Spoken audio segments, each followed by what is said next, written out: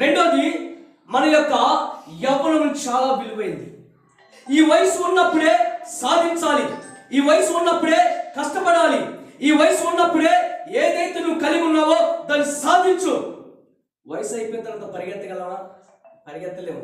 ఒకవేళ 70 సంవత్సరాల వయసు ఉన్న వాళ్ళు, ఒక 40 సంవత్సరాల వయసు ఉన్న వాళ్ళతో పోటీ పడగలరా? ఉనగలరా?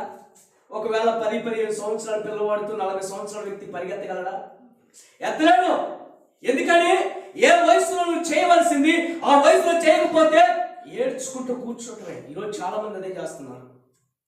అయ్యో, నేను అప్పుడే కష్టపడాల్సింది, అప్పుడే నేను సాధించాల్సింది, అప్పుడే నేను చేయాల్సింది, అప్పుడే నేను ఉండాల్సింది, అప్పుడే నా కుటుంబాన్ని కట్టుకోవాల్సింది, అప్పుడే నా పిల్లలు చదివించాల్సింది, అప్పుడే నేను చదువుకోవాల్సింది, అప్పుడే అప్పుడే అప్పుడే అప్పుడే ఇప్పుడు ఏముండదు.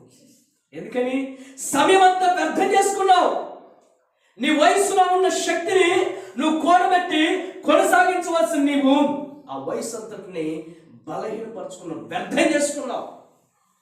చాలా మంది వయసు అయిపోయిన తర్వాత అటు ఇటు ఇటు అటు పరిగెత్తుతారు. అది ఇది సంపాదించాలి, ఇది సంపాదించాలి, అది సంపాదించాలి, పరిగెత్తారు. ఏటు పరిగెత్తని ఏముంటుందండి? ఎవరు పిలుస్తారు?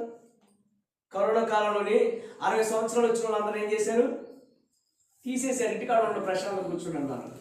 అప్పటి నుంచి తిరుగుతూనే ఉన్నారు పాపం. వాళ్ళు అక్కడికి ఇక్కడికి ఎక్కడ జాబ్ దొరికిద్దే వాళ్ళకి. అప్పుడు వరకు ఏమో 30-40 వేలు ఇచ్చే జాబ్స్ ఇప్పుడు 10,000 ఇస్తే బాగుందని తిరుగుతున్నారు. ఎందుకని? ఒక వయసు అయిపోయిన తర్వాత ఏ ఒక్కరి జీవితంలో కూడా సాధించాలంటే సాధించలేరు. సాధించడం అది బహు కష్టము. అందుకోసం వయసు ఉన్నప్పుడే మనం సాధించాలి, మన పిల్లల కోసం సాధించాలి, దేశం కోసం సాధించాలి, దేవుని కోసం సాధించాలి ఆత్మల్ని.